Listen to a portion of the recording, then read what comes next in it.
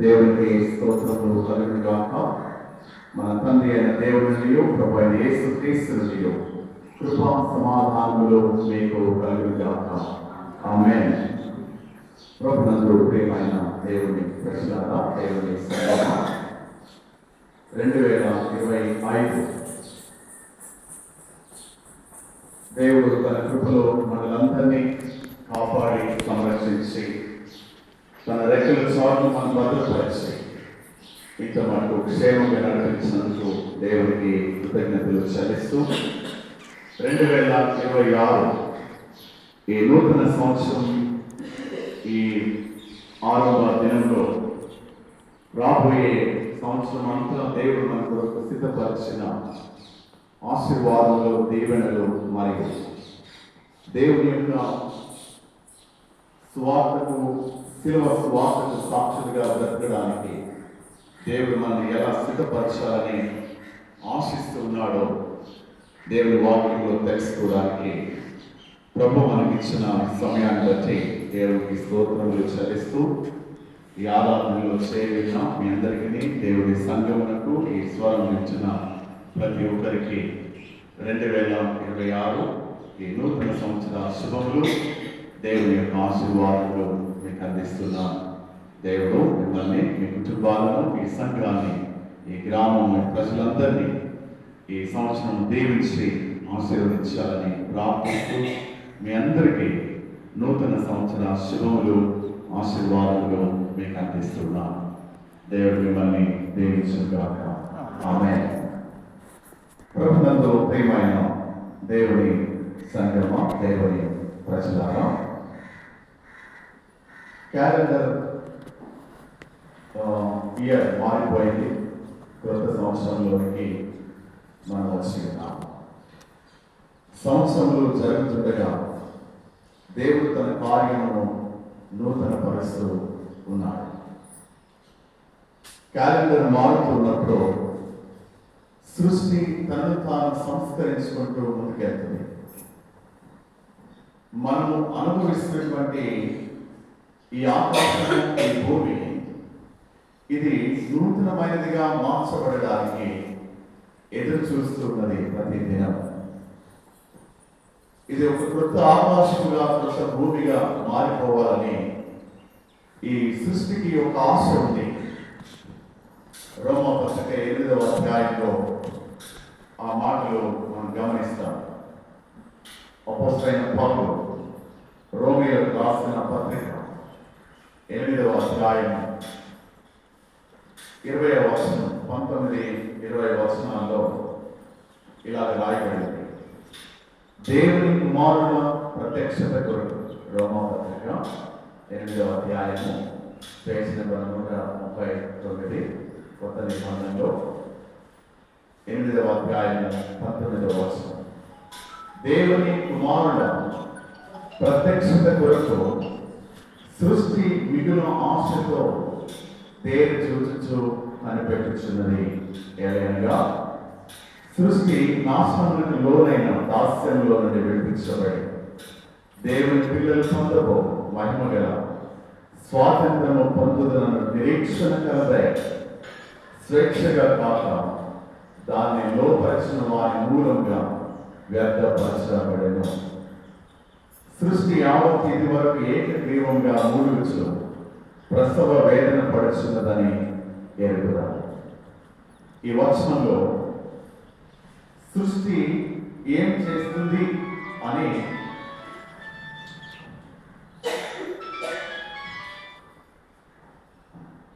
Cellphone పనిచేసుకొని రండి, వెళ్ళగండి, తొందర లేదు. వీడిలో దేవుని స్వరం వినాలి కాబట్టి. రెండవది, ఇతరులకు ఇబ్బంది కలగకుండా ఉండాలి అంటే మనం కొన్ని సెల్ఫ్ డిసిప్లిన్ అవసరం సంఘానికి. అది మనం గమనించాలి. మన యొక్క ప్రవర్తన ఇతరులకి ఆటంకంగా ఉండకూడదు. ప్రసంగి గ్రంథంలో నీవు దేవుని మందిరానికి వెళ్ళినప్పుడు నీ ప్రవర్తన జాగ్రత్తగా, బైబిల్ మాట, నా మాట కాదు, నేను చెప్పి బైబిల్ మాట, అది ఏదైనా సరే కనుక మనం జాగ్రత్తగా ఆలోచన చేయాలని మాట. సృష్టి మనం అనుభవించే ఈ సృష్టికి ఒక ఆశ ఉంది, ఒక నిరీక్షణ ఉన్నది. ఆశ ఉంది, నిరీక్షణ ఉంది.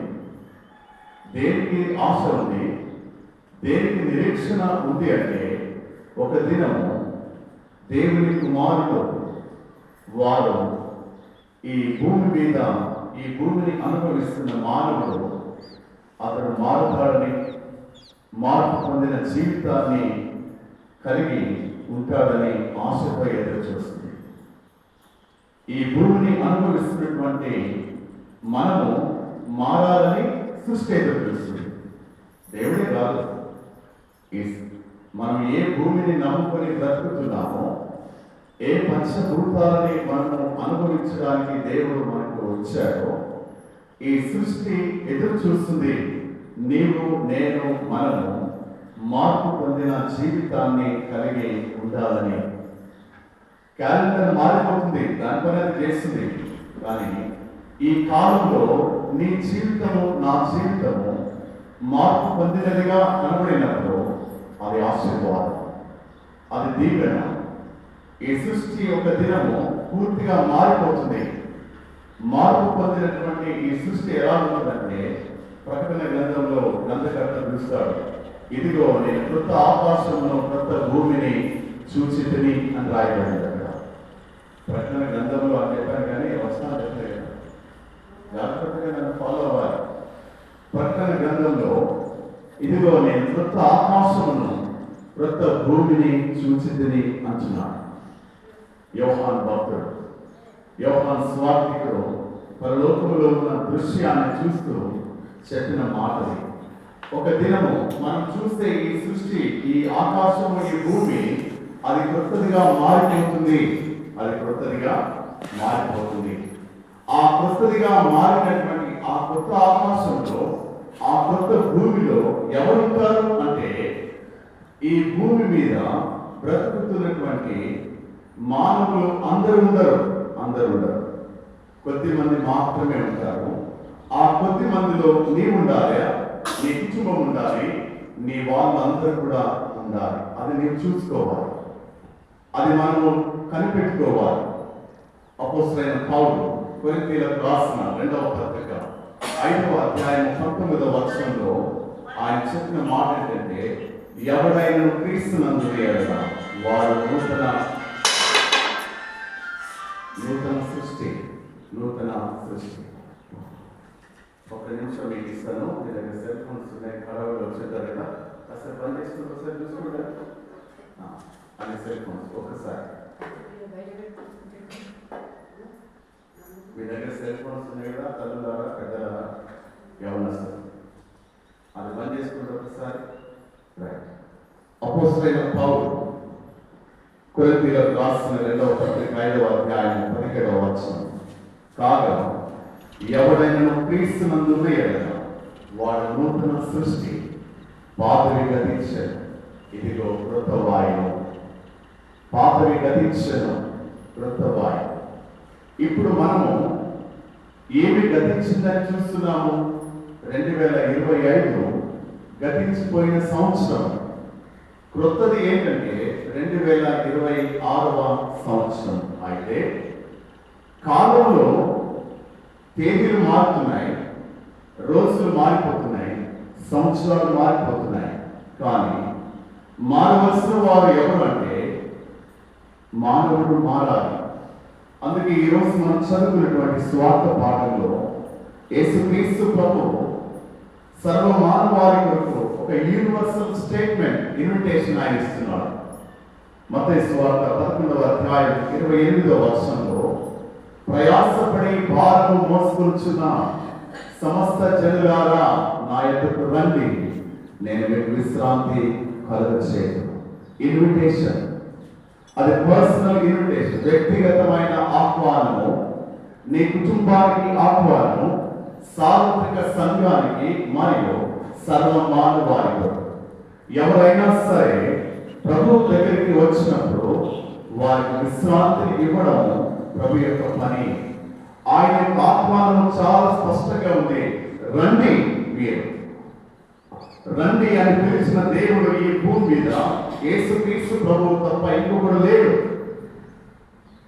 ఆయన రండి అని పిలవడానికి కారణం ఏంటంటే ఆయన ఈ సృష్టిని కలుగజేసిన వాడు.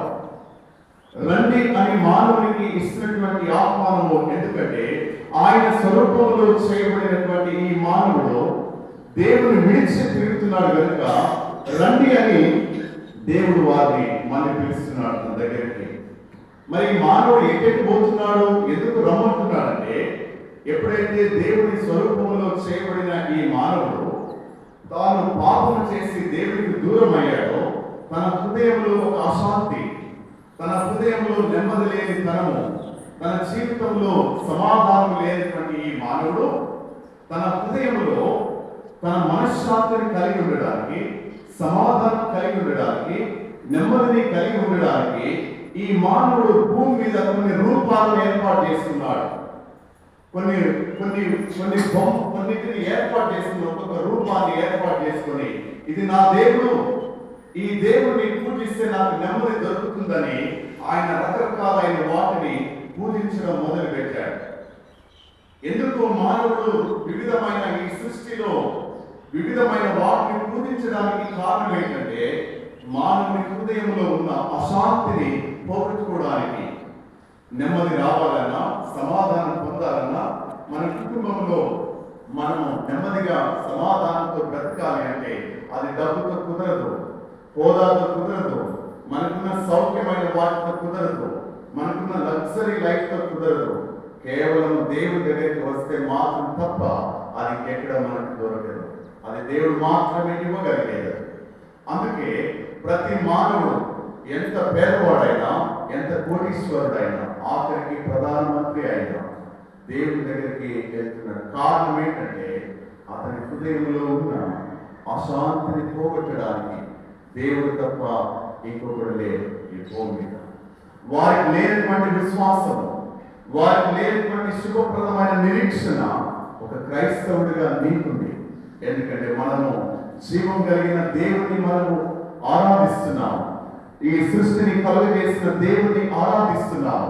మనందరి రక్షణ కొరకై పాపముల నిమిత్తము తన ప్రాణమును ప్రాయశ్చిత్తము చేసి బలిగా అర్పించబడిన యేసుని మనము ఆరాధిస్తున్నాము. కాబట్టి ఆ యేసు ప్రభువారు ఇప్పుడు మనకు ఇస్తున్నటువంటి ఒక మాట ఏంటంటే నీవు నా దగ్గరకు రా, నీవు నాతో కలిసి ఉండు, నా సహవాసంలో నీవు నిలిచి ఉన్నట్లయితే నీ ప్రాణములకు విశ్రాంతి దొరుకుతుంది. ప్రయాసపడి భారము మోసుకొంచున్న సమస్త జనులారా నా యొద్దకు రండి. రండి అనే పదంలో రెండు విషయాలు ఉన్నాయి. రండి అనే పదంలో రెండు విషయాలు దాగి ఉన్నాయి. ఒకటి ఏంటంటే రండి అని పిలిచిన వాడు ఇవ్వడానికి సిద్ధంగా ఉన్నవాడు. రండి అని పిలిచిన వాడు నీకేదో ఇవ్వాలని ఆయన చూస్తున్నాడు. ఏమి ఇవ్వాలని అనుకుంటున్నాడంటే ఆయన నీ ప్రాణము నెమ్మదిగా లేదు, నీవు ఆయాసపడుతున్నావు, నీవు బాధలో ఉన్నావు, నీవు కృంగిన స్థితిలో ఉన్నావు, నీవు శ్రమలలో ప్రయాణం చేస్తున్నావు. ఈ శ్రమలలో నుండి నిన్ను విడిపించడానికి నీవు నా దగ్గరకు రావాలి. ఆయన ఇన్విటేషన్ ఇస్తున్నాడు. ఆయన నిన్ను రమ్మని పిలుస్తున్నటువంటి దేవుడు ఇవ్వడానికి సిద్ధంగా ఉన్న దేవుడు. ఆయన వాగ్దానం చేసిన వాడు, దాన్ని నెరవేర్చిన సమర్థుడు ఆయన. అయితే ఈ రండి అనే పదంలో రెండవ కోణం ఏంటంటే, రెండవ భాగాన్ని దీంట్లో మనం చూడాలి. రెండవది ఏంటంటే రండి అని పిలిచిన దేవుడిని నీవు నమ్మాలి. నమ్మకుండా నీవు ప్రభు దగ్గరికి వచ్చినట్లయితే మన జీవితంలో ఏది సాధించలేమో, మనం పొందలేము. అందుకే హెబ్రీ పత్రిక 11వ అధ్యాయం 6వ వచనంలో ఇలాగ రాయబడింది. హెబ్రీ పత్రిక 11వ అధ్యాయం 6వ వచనంలో విశ్వాసం లేకుండా దేవునికి ఇష్టడై ఉండుట అసాధ్యము. దేవుని యొద్దకు వచ్చేవాడు ఆయన ఉన్నాడని, తను అడుగు వారికి ఆయన పనులు దయచేయవాడని నీవు నమ్మాలి. నమ్మకుండా, విశ్వాసం లేకుండా ఈ దేవుని దగ్గరికి ఇలాగ ఎన్ని ఆరాధనలు చేసినా అవి వ్యర్థం, అవి లెక్కలోకి రావు. నమ్మడము అనేది హృదయానికి సంబంధించింది, నమ్మడము అనేది మనసుకు సంబంధించింది. అది శరీరానికి సంబంధించింది కాదని, బాహ్య జీవితానికి సంబంధించింది కాదని. నమ్మటం అనేది హృదయం యొక్క లోతుల్లో నుంచి రావాలి. ఆ నమ్మడం ఎప్పుడంటే అది సంతోషంలో, శ్రమలలో, కష్టంలో, అగాధ లోయలో నీవు వెళ్ళినా నీవు దేవుణ్ణి నమ్మాలి. దావీదు భక్తులు 23వ దావీదు కీర్తనలో అంటాడు, నీ దుడ్డు కరయు నీ దండమును నన్ను ఆదరించును. నేను అగాధ లోయలో ప్రవేశించిన, అగాధ లోయలో నేను వెళ్ళినా సరే నీ దుడ్డు కర నన్ను ఆదరిస్తుంది. అది ఆయన నమ్మకం. ప్రభుపై ఆయన ఉంచినటువంటి అచంచలమైనటువంటి విశ్వాసం అది. అందుకే ఈరోజు ఈ నూతన సంవత్సరంలో ఆరాధనకు వచ్చినటువంటి మనము చేయాల్సినటువంటి పని ఏంటంటే, మనం ఎన్నో అనుభవాల మీద ఇక్కడ దాకా మనం వచ్చాము. మనకు ఒక ఆశ ఉంది, నా జీవితంలో ఎప్పుడు నేను నెమ్మదిని పొందగలను, ఎప్పుడు నేను విశ్రాంతిని పొందగలను, ఏంటి నాకు ఈ కష్టం, నా జీవితం అంతా కూడా ఇలాగే ఉండిపోయిందని నిరాశతో నీవు ఉన్నట్లయితే ఈరోజు ప్రభు ఇచ్చే ఆహ్వానం అది నీకే, అది నీది. నీవు ప్రభు దగ్గరికి వచ్చినప్పుడు ఆయన చెప్పే మాట ఏంటంటే, నీ ప్రాణముకు విశ్రాంతినిచ్చేవాడు ఆయన. నీ ప్రాణం మనకి ఎంత ఉన్నా నీవు ఇంటికి వెళ్ళిన తర్వాత రాత్రి కాస్త మనం కడుపు మీద ఆకలి తీసుకోవడానికి అన్నం తిని నీ గుండె మీద చేసుకొని ప్రశాంతంగా నిద్రపోవటం అనే అనుభవం చాలా గొప్ప. అది దేవుడిస్తాడు. నీకు నిద్ర పట్టుకొనిస్తాడు. నీవు బిర్యానీ తింటావు, నీవు రకరకాల నీ శరీరాన్ని సుఖపెట్టడానికి అన్నిటినీ అనుభవిస్తావు. బాధలు పోతాయా, తెల్లారి మళ్ళీ పలకరిస్తాయి మనల్ని. కానీ అది ఇవ్వగలిగిన వాడు దేవుడు మాత్రమే. యేసుక్రీస్తు ప్రభు మాత్రమే దాన్ని ఇవ్వగలడు. ఆయన రమ్మని పిలుస్తున్నప్పుడు ఆయన ఇవ్వడానికి సిద్ధంగా ఉన్నారు. అయితే నీవు మనం చేయాల్సిన పని ఏంటంటే, మనం చేయాల్సింది 2 పనులు. నీలో ప్రయాసంగా, నీవు ప్రయాసంతో, భారంతో నీ జీవితం ఉన్నట్లయితే నీవు మనస్ఫూర్తిగా ప్రభు దగ్గరికి రావాలి. ఇది మొదటిది. రెండవది ఇక్కడ చూడండి, ప్రయాసపడి భారం మోసుకుంటున్న సమస్త జనులారా నా దగ్గరకు రండి. రండి అనే పదంలో ఒకటి నీవు నమ్మాలి, రెండవది ఈ పిలుపు ఉచితం. ఇది ఫ్రీ గిఫ్ట్ అన్నమాట. ఆయన నీకు రమ్మంటున్నది ఏమో తీసుకురావడానికి కాదు, ఉన్న పాటన నీవు వస్తే చాలు. ఉన్న పాటన ఆ పిలుపు ఉచితమైనది. ఎందుకంటే ఆయన స్వరూపంలో చేయబడిన వారు మనం. ఆయన రక్షణ ఇవ్వడానికి తన స్వరూపంలో, తన కోరికలో, తన సహవాసంలో నిలిచి ఉండవలసినటువంటి ఈ ప్రజలు భారంతో ఉండడం చూసి ప్రభు యొక్క మనస్సు తట్టుకోలేకపోతుంది. అందుకే ఆయన రండి అని పిలుస్తున్నాడు. ఎక్కడికి రమ్మంటున్నాడు? ఆయనతో ఉండడానికి, ఆయనతో కలిసి మనము బ్రతకడానికి, ఆయనతో కలిసి జీవించడానికి ఆయన ప్రభు మనల్ని రమ్మంటున్నాడు. అయితే నమ్మడము ఎంత కష్టమో, పిలుపు ఉచితమైనది. నీవెప్పుడైతే ప్రభు దగ్గరికి వస్తావో ఇక్కడ కాస్త మనము శ్రమపడాలి. ఇందులో 3వ విషయం ఏంటంటే, నీవు రావడానికి నీవు ఒక వెల చెల్లించాలి.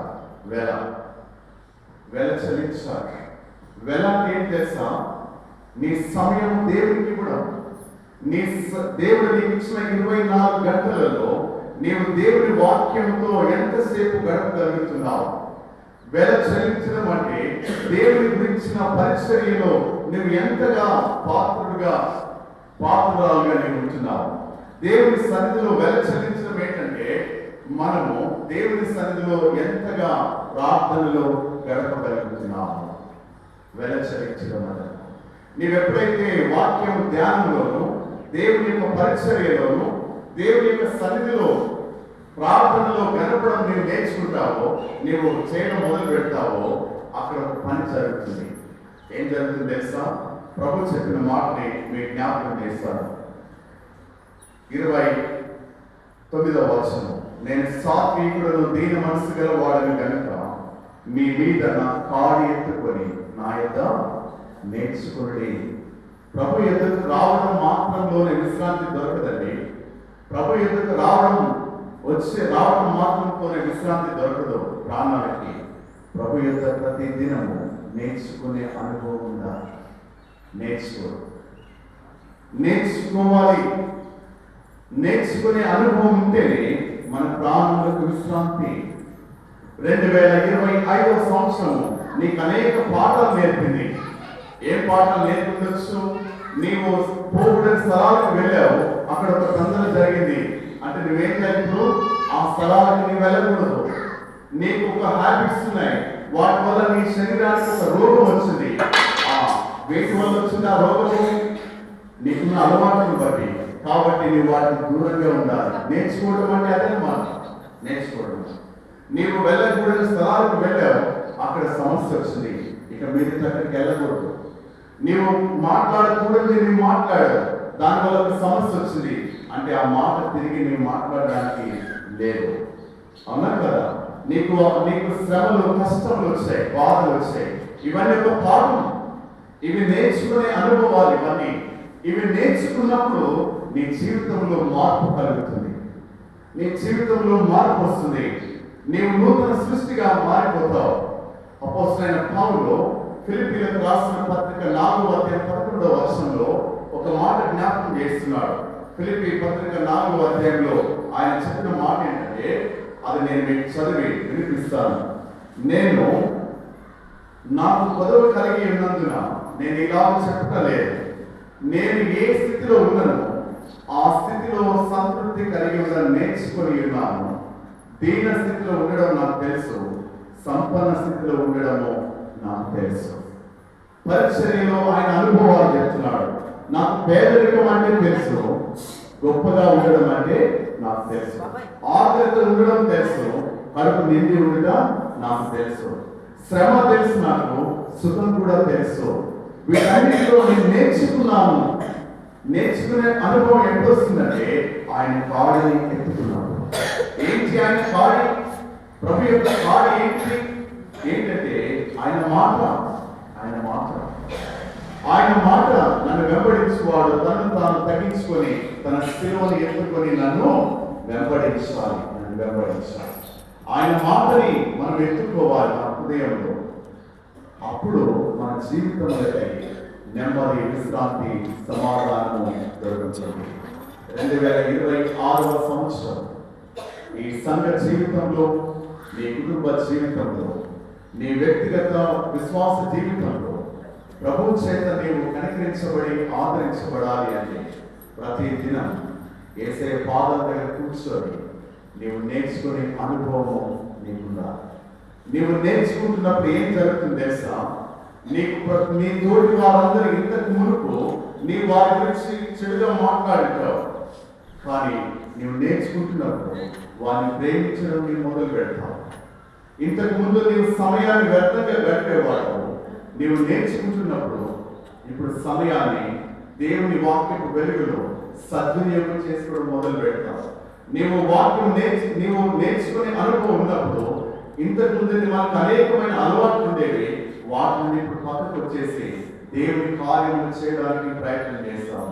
నీవు నేర్చుకునే అనుభవం ఉన్నప్పుడు నీ డబ్బుని వ్యర్థంగా ఖర్చు పెట్టే అనవసరమైన వాటికి ఇప్పుడు నీవు ప్రభు దగ్గర నేర్చుకుంటున్నప్పుడు నీ కష్టాధికాన్ని ఆయన వ్యర్థంగా పోనీయడు.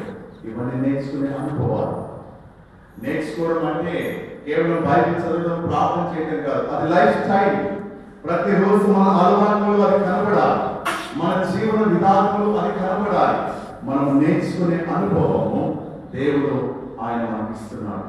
నా కాడి ఎత్తుకోండి, నా యొక్క మీరు నేర్చుకోండి. అప్పుడు ఏమవుతుందంటే నీ భారము, నీ ప్రయాసము తేలికైపోతుంది. ఎందుకంటే నీ కాడిని మోయడానికి ప్రభు వచ్చాడు. నీ ప్రభు దగ్గరికి వచ్చావా? యాకోబు పత్రికలో ఉంటుంది, మీరు దేవుని ఎదురు రండి, అప్పుడు ఆయన మీ ఎదురుకు వచ్చాడు. దేవుని ఎదురుకు వచ్చినప్పుడు ఆయన మనతో కలిసి ప్రయాణం చేస్తాడు. చివరిలో ఒక మాట చెప్పి నేను ముగిస్తాను.